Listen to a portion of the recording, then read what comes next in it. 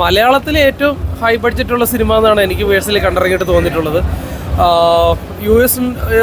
U S ആർമിയുടെ ഹെലികോപ്റ്ററൊക്കെ വന്നിറങ്ങുന്ന കുറേ സീക്വൻസൊക്കെ ഉണ്ട്. അപ്പോൾ അതിൽ മോഹൻലാലിൻ്റെ എൻട്രി സീൻസൊക്കെ അടിപൊളിയായിട്ടുണ്ട്.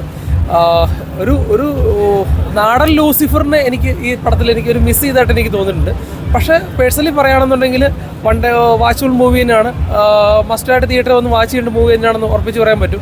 വന്നേക്കുന്ന ക്യാരക്ടേഴ്സ് പൃഥ്വിരാജാണെങ്കിലും ടോവിനാണെങ്കിലും മഞ്ജു വാര്യരല്ല, അവർക്ക് കിട്ടിയിരിക്കുന്ന റോളുകൾ അവർ തകർത്താടിയിട്ടുണ്ട്. പിന്നെ ദീപക് ദേവിൻ്റെ BGMs എല്ലാം പടത്തിൽ പിടിച്ചിരുത്തിയിട്ടുണ്ട്. ഒരു വേൾഡ് വൈഡ് ആയിട്ടുള്ള ഒരു ഡോണാണ് എബ്രഹാം ഖുറേഷി എബ്രഹാം. അപ്പോൾ അതിൻ്റെ ഒരു സ്റ്റോറിയാണ് പറഞ്ഞു പോണത്. ഒരു മേക്കിംഗ് സ്റ്റൈൽ സൂപ്പർവായിട്ടുണ്ട്, ഡയറക്ഷൻ വൈസ് ആണെങ്കിലും സൂപ്പർവായിട്ടുണ്ട്, ചില ക്യാമറ സീക്വൻസ് ഒക്കെ ആണെങ്കിലും അടിപൊളിയായിട്ടുണ്ട്. അപ്പോൾ ഒരു ഹോളിവുഡ് ലെവൽ പടം കണ്ടിരിക്കുന്ന ഒരു വേ ഓഫ് സ്റ്റൈല് പടത്തിൽ വന്നിട്ടുണ്ട്. പക്ഷെ മിസ് ചെയ്തേക്കുന്ന ഒരു സാധനം ലൂസിഫറിൻ്റെ ഒരു നാടൻ സ്റ്റൈല് നമുക്കതിൽ എനിക്കൊരു മിസ് ചെയ്തതായിട്ട് പേഴ്സണലി എനിക്ക് ഫീൽ ചെയ്തിട്ടുണ്ട്. ബഡ്ജറ്റ് നമ്പർ 1 എന്ന് വെച്ചാൽ കേരളത്തിൽ ഇതുപോലൊരു മലയാള സിനിമ ഇതുപോലൊരു ബഡ്ജറ്റ് പടം എടുത്തിട്ടില്ല. എനിക്ക് തോന്നുന്നു ഈ നമ്മുടെ ഈ ലൂസിഫർ സ്റ്റൈലിൽ കേരളത്തിലേക്ക് കൊണ്ടുവന്നായിരുന്ന കുറച്ചും കൂടെ പടം ഒരു മാസമായേനെ. ഒരു മാസമായേനെ. ഇതൊരു ഖുറേഷി ലെവലിലെ പൃഥ്വിരാജിൻ്റെ പേഴ്സണൽ ലൈഫൊക്കെയാണ് കൂടുതലും കാണിക്കുന്നത്. ആ മേക്കിംഗ് അടിപൊളിയാണ്. ഭയങ്കരമായിട്ട് കാശ് മുടക്കുമെന്ന് പറഞ്ഞാൽ വാരി എറിഞ്ഞേക്കുവാ പൈസ. അതുപോലെയാണ് അകത്ത് ഇൻ്റർവെൽ വരെ എന്ന് വെച്ചാൽ ഹെലികോപ്റ്ററും വിമാനം മാത്രമേ ഉള്ളൂ, വെടിവെപ്പും ബോളും.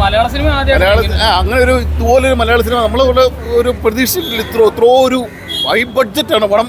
പക്ഷേ എനിക്കൊരു ചെറിയൊരിത് വന്നത് കുറേ കൂടെ കേരളത്തിലേക്ക് ആക്കി ലൂസിഫറിൻ്റെ ഒരു സ്റ്റൈലിലേക്ക് ഹൈപ്പ് ചെയ്യായിരുന്നു പടത്തിനെ. പക്ഷേ അതൊരു ചെറിയൊരിതായിട്ട് തോന്നിയിട്ടുള്ളൂ. പടം വേറെ ലെവലാണ്, കുഴപ്പമൊന്നുമില്ല. പൃഥ്വിരാജ് നല്ലപോലെ മേക്ക് ചെയ്തിട്ടുണ്ട്. ഇതുപോലെ തിയേറ്റർ എക്സ്പീരിയൻസ് ചെയ്യേണ്ട സംഭവം തന്നെ കേട്ടോ, കുഴപ്പമൊന്നുമില്ല.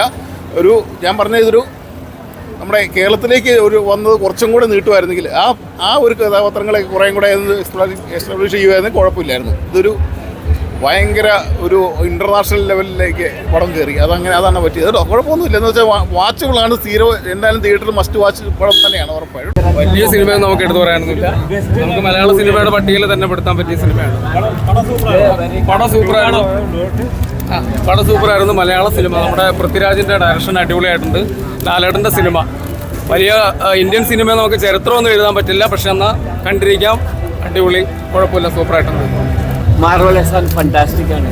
കാണാൻ നല്ല ഇംഗ്ലീഷ് സ്റ്റൈൽ, ഇംഗ്ലീഷ് പടത്തിൻ്റെ പോലെയൊക്കെ, ജെയ്സ് ബോണ്ട് പോലെയൊക്കെ തന്നെയാണ്. സൂപ്പർ മൂവിയാണ് കേട്ടോ.